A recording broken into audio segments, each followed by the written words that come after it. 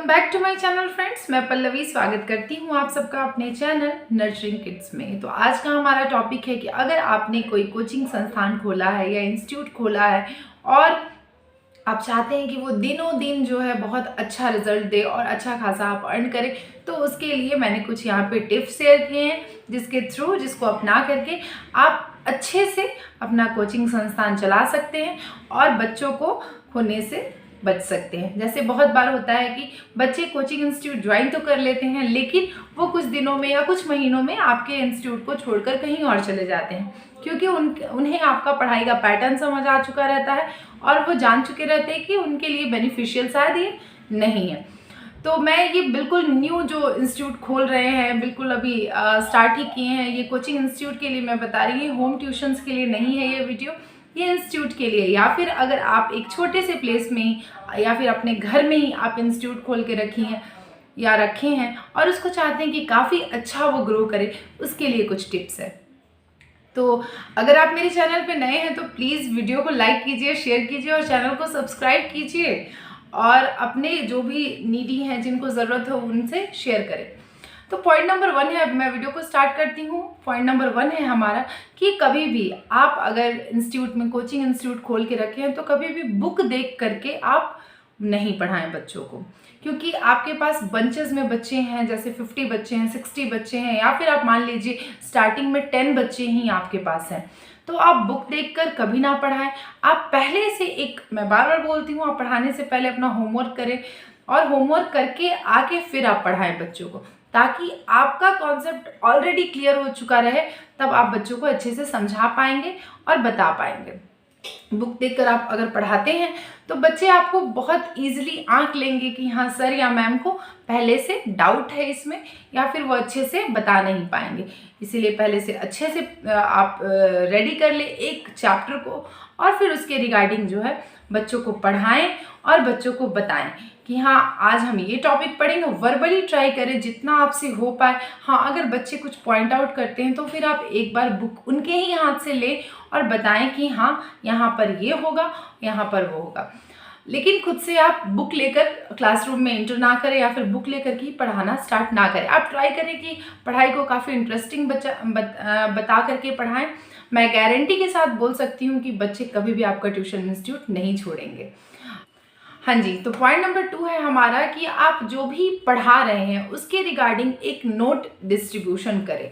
Like अगर आपने tense पढ़ाया या फिर आपने एक सब्जेक्ट मैथ्स ही पढ़ाया, मैथ्स में आपने अलजेब्रा पढ़ाया या फिर जो भी सब्जेक्ट आपने पढ़ाया उसके रिगार्डिंग एक नोट जो है बच्चों को बना करके या फिर प्रिंट आउट ले करके आप उनको दें, ताकि वो घर में जा कर के उसकी प्रैक्टिस करें।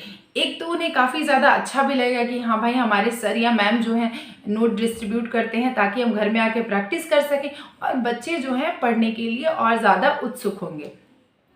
तो और दूसरी चीज़ ये होगी कि आपके जो कोचिंग इंस्टीट्यूट है उसका आपको अच्छे से प्रमोशन भी होता चला जाएगा कि हाँ लोग अब बच्चे ही खुद ब खुद प्रमोट कर देंगे कि हाँ भाई मैं इस इंस्टीट्यूट में पढ़ रही हूँ या पढ़ रहा हूँ, वहाँ पे सर तो नोट्स देते हैं हम लोग को घर में आकर के प्रैक्टिस करने के लिए, या फिर मैम हमें नोट्स देती हैं घर में आके हम अच्छे से प्रैक्टिस करें। तो ये बहुत ज़रूरी है बच्चों के लिए भी और आपके लिए भी। हाँ, स्टार्टिंग में आपको लगेगा कि थोड़ा एक्सपेंसिव है, लेकिन अगर आपको 100 रुपीज़ पाने के लिए अगर 5 रुपीज़ आप एक्सपेंस करते हैं तो मुझे नहीं लगता है कि ये बहुत घाटे का सौदा होगा।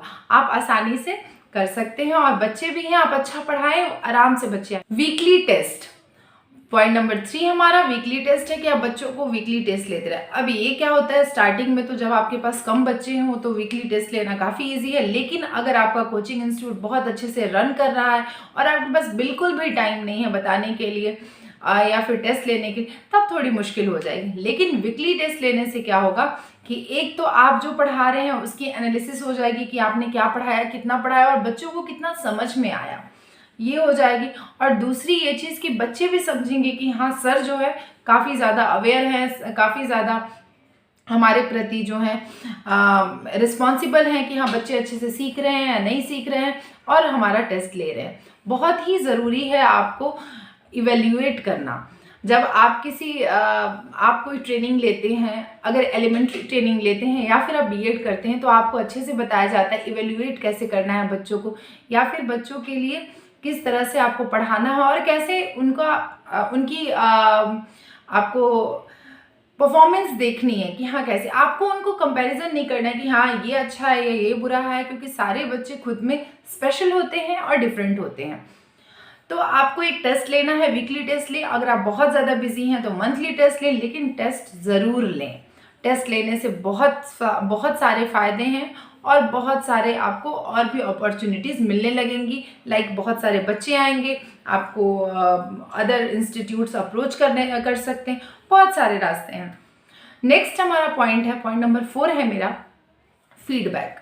आप फीडबैक ज़रूर लें बच्चों से, लेकिन आप भरी क्लास में या फिर आप बहुत सारे बच्चों के झुंड में फीडबैक कभी ना लें, क्योंकि एक कहावत है ना कि अगर एक सियार हुआ करता है तो सारे के सारे जो है बोलने लगते हुआ, तो वही वाली बात हो जाएगी। शायद अगर किसी को प्रॉब्लम ना हो तो भी वो बताएंगे हाँ सर मुझे इसमें प्रॉब्लम हो रही है, या फिर हाँ सर अच्छा नहीं पढ़ाते हैं, ऐसे करके हो जाएगी। तो आप क्या करें कि आप जब क्लास ओवर होता है तो एक जो बहुत अच्छा आपके क्लास में परफॉर्म कर रहा है बच्चा, उसको बुला ले कि हाँ भाई बताओ कहाँ बेटा तुमको प्रॉब्लम हो रही है, बाबू कहाँ प्रॉब्लम हो रही है, मुझे बताओ, मुझसे डिस्कस करो। और दूसरा बच्चा वो जो काफ़ी वीक है आपके क्लास में, उसको भी बुलाएं, क्योंकि वीक बच्चे ज़्यादा अच्छे से आपको बता पाएंगे कि उन्हें कहाँ प्रॉब्लम हो रही और किस सेक्शन में ज़्यादा दिक्कत हो रही है। तो बुला करके आपको पूछ लेना है, यही आपका फीडबैक है और यही फीडबैक लेने का तरीका आपका बेस्ट होगा। आप बीच में ना ले, क्लासरूम में ना ले। नेक्स्ट मेरा पॉइंट नंबर 5 है मेरा, कि आप, जो कि बहुत ज़्यादा इंपॉर्टेंट है, पॉइंट नंबर 5 है कि आप किसी और की कॉपी बिल्कुल ना करें। जैसे आपने मुझे देखा, एज एन एग्जाम्पल मैं दे रही हूँ, आपने मुझे देखा और कहा कि हाँ मैम बहुत अच्छा पढ़ाती हैं, मैम बहुत अच्छा बोलती हैं, मुझे ऐसे ही पढ़ाना है। जी नहीं, बिल्कुल नहीं, ये मेरा तरीका है, आपका तरीका आपका खुद का होना चाहिए, मेरे जैसा नहीं। क्योंकि अगर आप कॉपी करेंगे और शायद वो बच्चा मेरे पास पहले से पढ़ा हुआ रहेगा, पढ़ के गया होगा आपके पास, तो वो ज़रूर कंपैरिजन करेगा कि हाँ मैम भी ऐसा पढ़ा देती हैं, सर भी ऐसा पढ़ा रहे हैं, या फिर ये मैम भी ऐसा पढ़ा रही, नहीं मुझे नहीं जच रहा, मुझे अच्छा नहीं लग रहा, वो बोलेगा। इसीलिए आपके पढ़ाने का तरीका बिल्कुल यूनिक होना चाहिए और प्योर होना चाहिए आपका तरीका, ताकि किसी और का कॉपी किया हुआ ना लगे। तो ये थे आज के सुपर 5 टिप्स आपके लिए कोचिंग इंस्टीट्यूट को एकदम सुपर तरीके से रन कराने के लिए। आई होप ये वीडियो आपके लिए बहुत हेल्पफुल रही होगी। अगर ये वीडियो हेल्पफुल रही हो तो प्लीज़ लाइक कीजिए, शेयर कीजिए, और जो भी आपके क्वेश्चंस हैं एंड सजेशंस है कमेंट बॉक्स में जाकर मुझे कमेंट कीजिए और चैनल को सब्सक्राइब कीजिए। थैंक यू, बाय बाय, मिलते हैं नेक्स्ट वीडियो।